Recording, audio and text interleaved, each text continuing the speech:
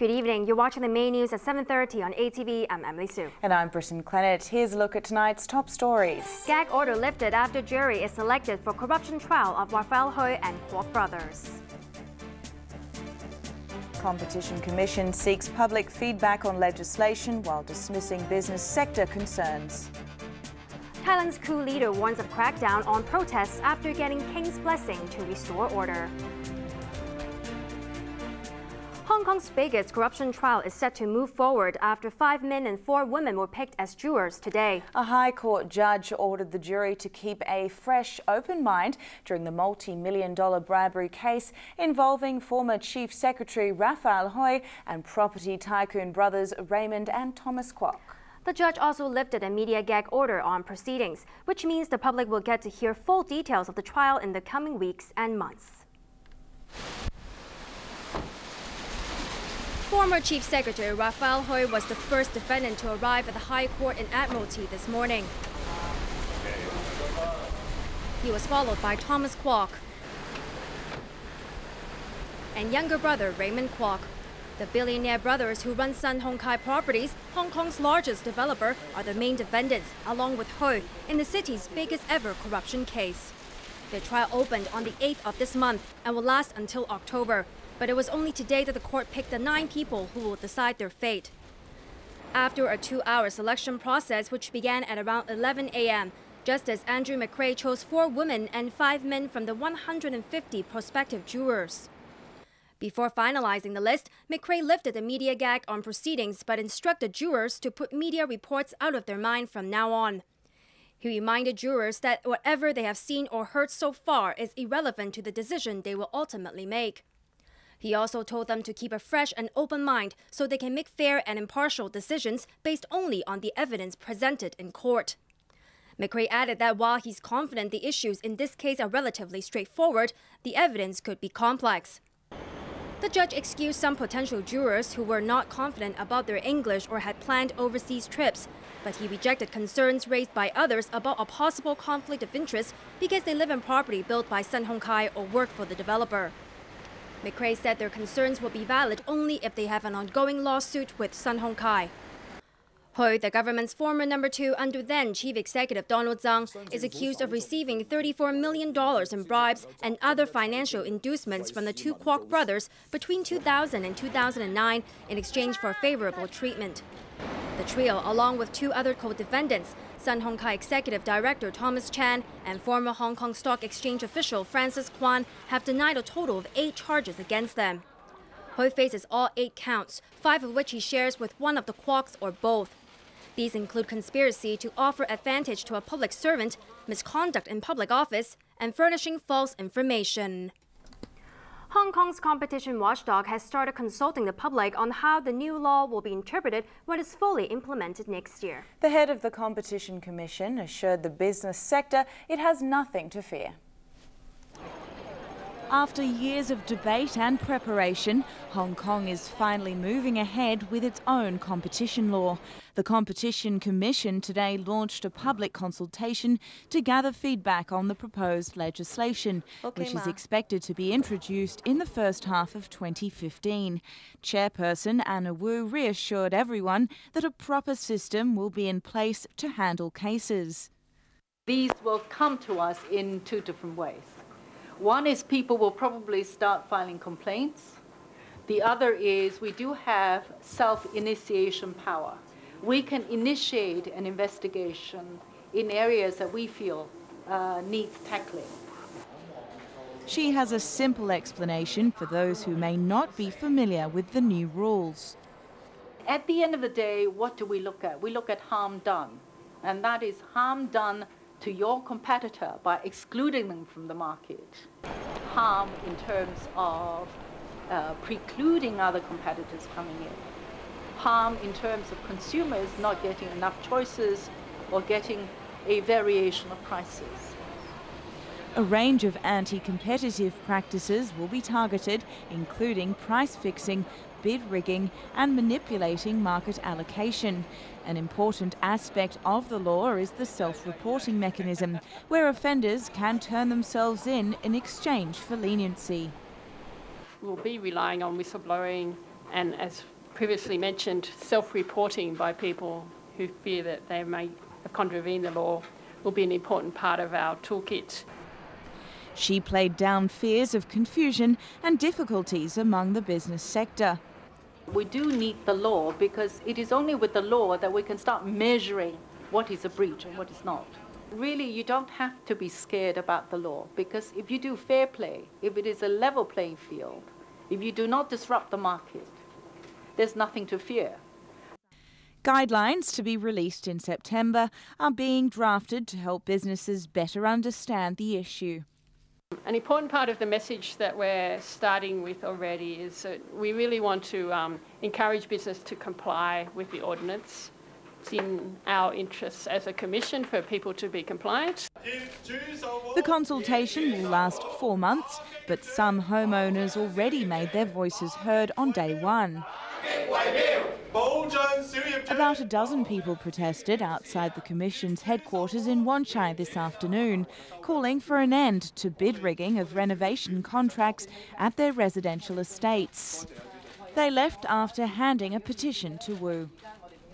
The academic appointed by the government to study retirement protection plans for Hong Kong says his report will be delayed until July. This comes as the Labour Minister seeks funding for the government's low-income family subsidy. Welfare Secretary Matthew Cheung announced on Friday that the minimum number of working hours needed to qualify for a full low-income family subsidy of $1,000 a month will be lowered by 16 hours, from 208 to 192 hours. Today, he went a step further and said paid holidays will be included in the number of working hours. In fact, we've taken a pragmatic and compassionate approach, striking a balance between, on the one hand, try to be caring and also take account of the realities of the situation. And also we've got to have regard to the likely impact on the labour market as well. If the work hours are too low, that may discourage employment as well. Cheung said he aims to launch the scheme by October next year. First, he needs to get Finance Committee approval to employ more than 300 people to run the scheme and fund preparatory work. The subsidy applies to about 204,000 needy families who earn half of the median household income or less. At least one member must have a full-time job. Those working 144 to 192 hours will receive $600 per month and up to $800 more per child, depending on their working hours. Under the latest proposal, 122,000 families will be eligible for the full $1,000 allowance. We're talking about a win-win recipe here. Promoting employment, promoting self-reliance, at the same time tackling intergenerational poverty by helping those families with children. In a related development today, the Hong Kong University professor appointed by the government to study retirement protection plans for the city revealed that his report will be delayed. It was supposed to be released this month, but Nelson Chow said the report has been pushed back to July. He explained that it was a complex undertaking and had to take into account aspects such as the city's population, economic development, and inflation. He acknowledged that Hong Kong citizens do not have enough protection under the current MPF scheme, citing the examples of housewives, the disabled, and low-income earners. China is boasting that the growth of the internet on the mainland has allowed its citizens to enjoy extensive freedom of speech. The controversial claim is listed in a new report from Beijing on China's improvements in human rights. Here's ATV's Winner Wong. In a white paper released by the State Council Information Office today, Beijing details the progress it claims to have made in 2013. The paper declares China's progress in its human rights undertaking is there for everybody to see, and every unbiased and reasonable observer can draw a fair conclusion. Among its achievements, Beijing claims it has enhanced social fairness and justice, raised living standards, cracked down on corruption, and strengthened democracy. While rights groups and Western governments say the opposite is true, the white paper declares that the growth of the internet has dramatically expanded freedom of speech on the mainland. It goes on to note that Chinese netizens posted and forwarded 250 million microblog messages and more than 20 billion instant messages every day last year. The number of netizens in China hit 618 million at the end of 2013, and the internet coverage rate stood at nearly 46%. The claim stands in stark contrast to the crackdown last year and this year on what Beijing considers internet rumor mongering. Hundreds of bloggers have been detained and some jailed on charges of slander and provoking trouble. The white paper also reports progress in development and human rights protection in China's troubled regions such as Tibet and Xinjiang. But rights groups are alarmed about the latest crackdown on dissent in Xinjiang, where Muslim separatists from the Uyghur minority have been blamed for carrying out a string of terror attacks across the mainland. The most recent was the attack at a crowded market in Urumqi last week, when 5 suicide bombers killed 39 people and injured more than 90. According to official figures, police in the restive region shut down 23 terror and religious extremism groups and arrested more than 200 suspects this month.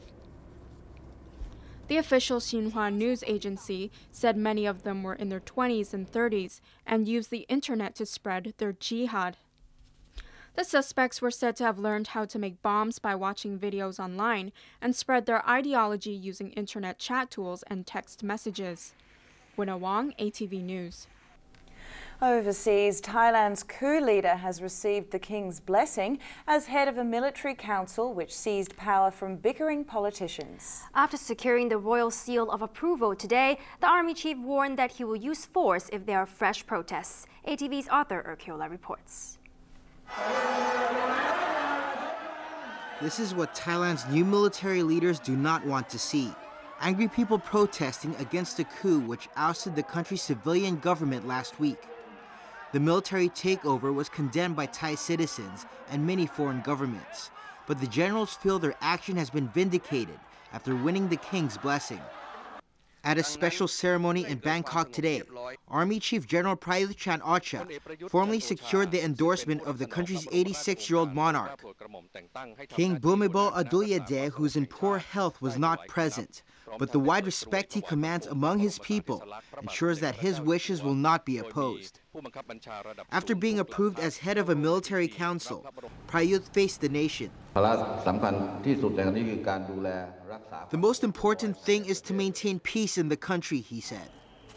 The army seized power after 6 months of sometimes violent street protests, aimed at ousting Prime Minister Yingluck Shinawatra. In the end, she was ordered to step down earlier this month after a court found her guilty of abuse of power. Prayut promised to hold elections as soon as possible, but did not give a time frame. But he warned that force will be used if there are fresh political protests. We will maintain firm control and deal with those who violate the law or protest and create a restive situation, he said. Since taking over, the generals have thrown out the constitution, dissolved the Senate, and censored the media.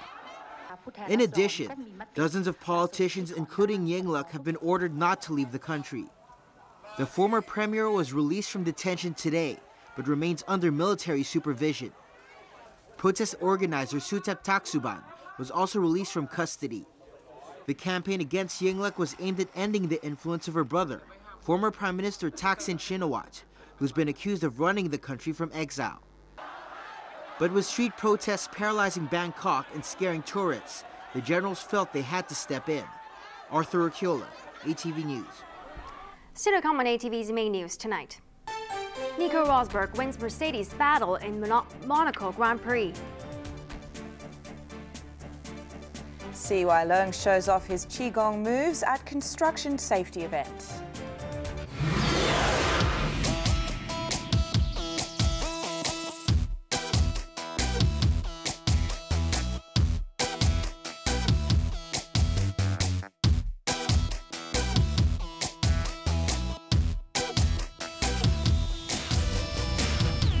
Mr. Asia Cranes, rocking the world. ATV Mr. Asia Contest 2014 is now open for online application. When it comes to weather, you know it's accuracy that matters. Weather report, tonight at 7:55. They can drive you nuts. From the most powerful roaring on Earth to the sexiest bodies you'll ever see. They're surely every man's dream. Drive it, tonight at 8. 我就唔覺得我係做善事，我有碗粥咪同人分享咯，就係咁簡單咯。我哋可以做啊嘛，小人物咪小人物咯，小人物咪做小事咯。我可以㗎。呢個年代互助咧，呢個名詞咧，好似唔記得咗啦。有能力幫人嘅咧，就已經係上天賜咗我哋個福氣嘅。我哋愛香港啦，用個心去愛香港啦。It's called a majestic tropical sanctuary. For ages, descendants have benefited from its richness. Discovering the allure, it takes faith and techniques. Heading to the destination, extraordinary views are all the way.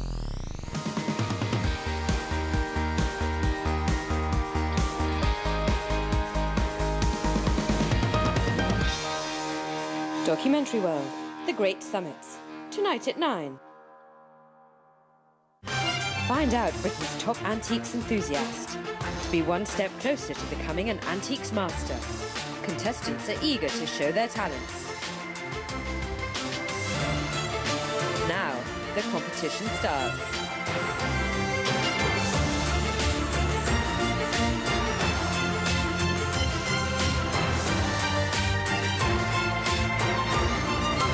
Antiques Master, Series 1, tonight at 10.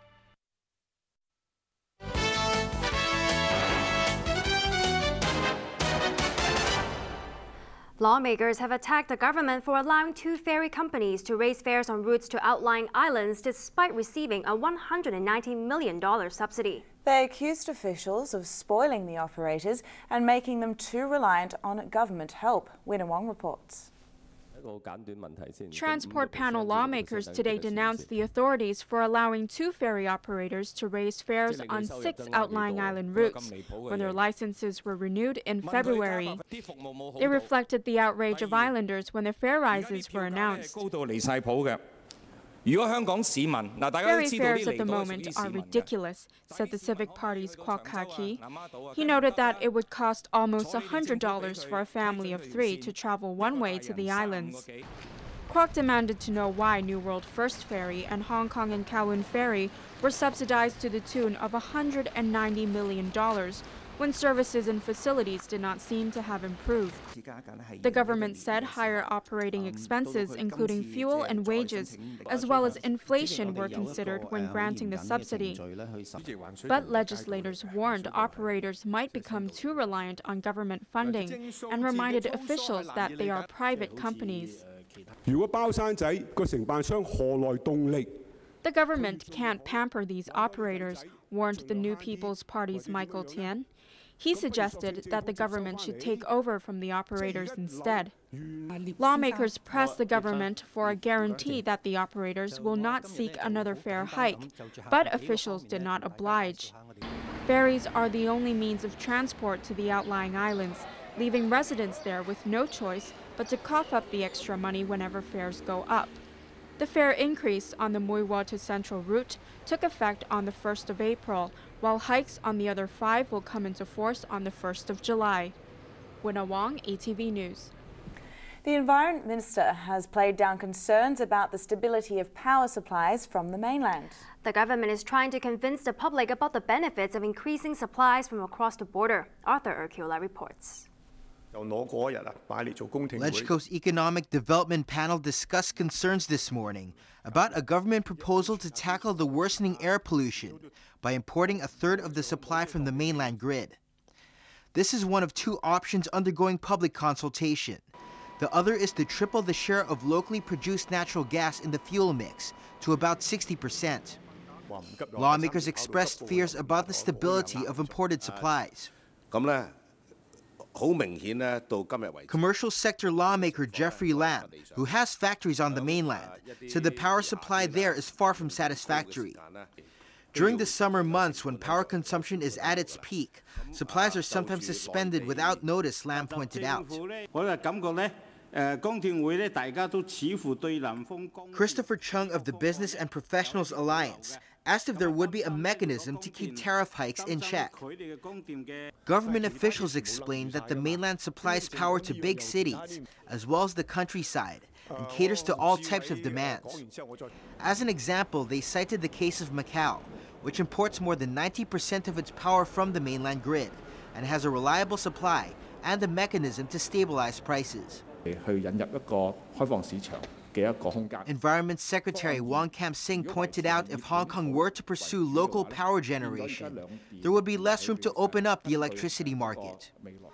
He said if Hong Kong did consider purchasing power from the mainland, measures would be in place to ensure that quality and reliability meet current standards. But the environment chief stressed the government is open to both options being considered, and in future will consult the public on opening up the market. Environment Undersecretary Christine Low said in this case, a third competitor was most likely to come from the mainland. She explained that it's unlikely another company would build plants here from scratch, while there are already companies across the border investing in power generation. Arthur Akiola, ATV News. Overseas again, the man said to be Ukraine's new president has promised to end conflicts that has divided his country and open talks with Russia. Preliminary results show that tycoon Petro Poroshenko won 56% of the vote, ruling out a runoff. It was a sweet victory for Petro Poroshenko, the billionaire known as the Chocolate King. His main rival, former Prime Minister Yulia Tymoshenko, conceded defeat after exit polls put her far behind in second place. That set the stage for the 48-year-old Poroshenko to take over the reins of a country torn between East and West.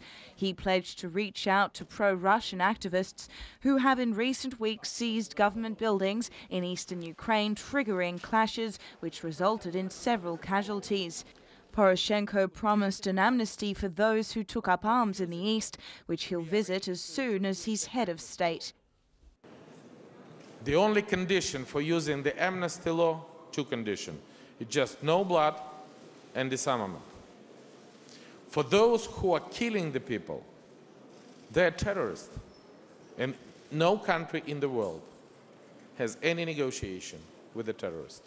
But there's little sympathy in eastern Ukraine for Poroshenko, who's seen as a flag bearer in Kiev for those wanting to push Ukraine into the Western camp. We don't have anything to do with the election of a president of another country, declared Vasily Nikitin, the self-declared Prime Minister of Luhansk. Luhansk and the neighbouring Donetsk region virtually ignored the Ukrainian presidential election, with ballot boxes there broken and stuffed with rubbish. The heavily Russian-speaking eastern regions held referendums earlier this month, distancing themselves from Kiev.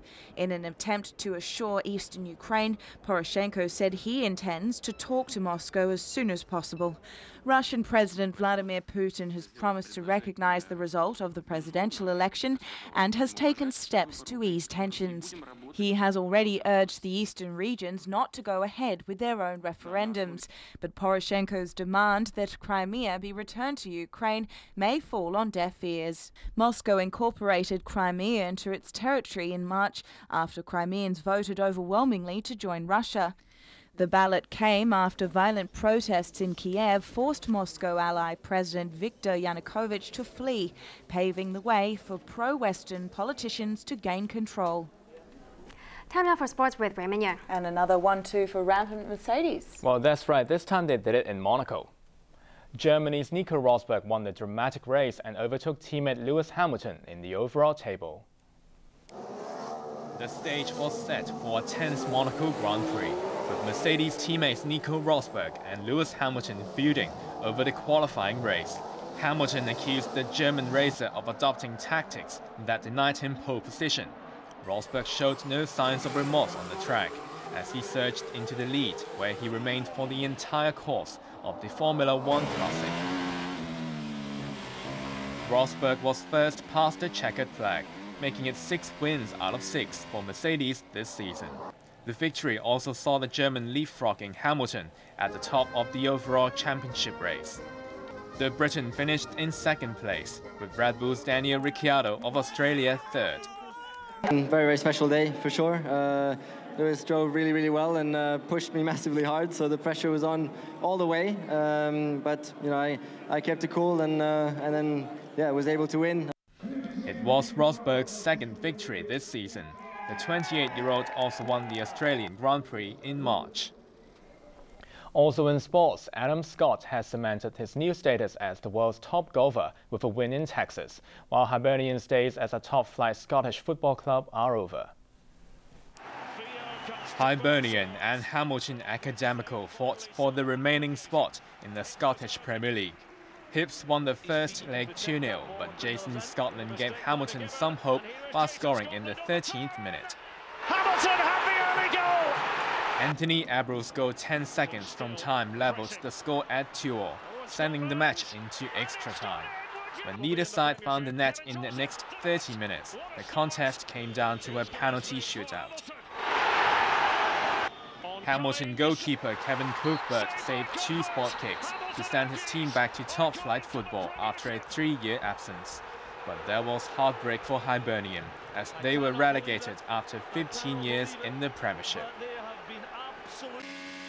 Ryan Hunter-Reay has become the first American to win the Indy 500 since 2006. After a crash-marred race in the U.S. state of Indianapolis, he finished a car length ahead of Brazil's Helio Castroneves.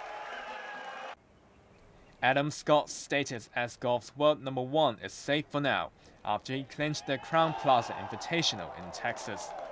The Australian, who knocked Tiger Woods off the top of the sports world rankings last week, beat American Jason Dubner on the 3rd playoff hole with this clean birdie putt, after both finished on 9 under 271. Maybe added a little pressure to myself, trying to play like a #1. But I think the important thing was I realized that didn't mean playing perfect, and I certainly didn't play perfect all week this week, making a few errors, but it's the way you come back and get it done. It was Scott's 11th PGA Tour victory. And a look at the weather before we go. The very hot weather warning was issued for the first time this year today. Temperatures range from 27.8 to 32 degrees, while the relative humidity was between 65 and 90%. Winds were moderate coming in from the southwest. Let's check on the ultraviolet reading. The maximum recorded for the day was 10. And tomorrow's UV index will be about 10 as well. Now for a look at the weather in the region. Showers associated with a weak trough of low pressure continue to affect inland Guangdong. And now the satellite images. It's mainly fine over parts of southern China. Here's what we can expect over the next few days. Still hot tomorrow, which will see a mix of clouds and sunny spells. Temperatures will range from 27 to 32 degrees. More bright and hot weather apart from a few showers in the next few days. And here are the latest pollution readings under the Air Quality Health Index. General stations are at 2 to 4, meaning the health risk is low to moderate. Roadside levels are at 3 to 4. Finally, here's the weather around the world.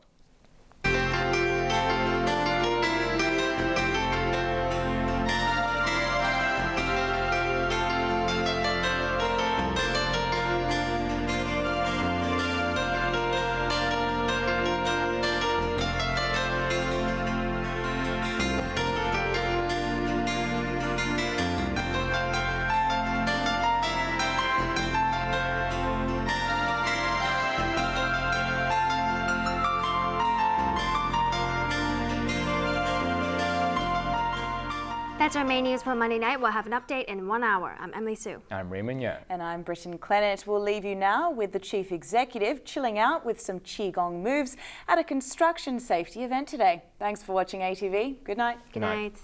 左腳開步，與肩同寬，曲膝下蹲，掌抱腹前，上托。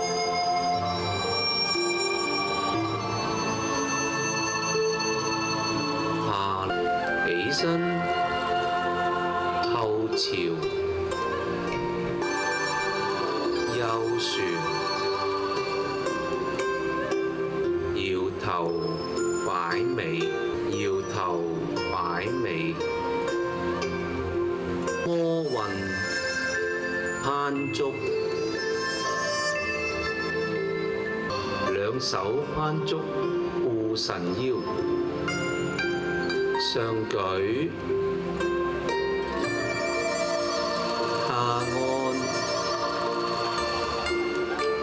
穿魔雲。 Coming up, drive it.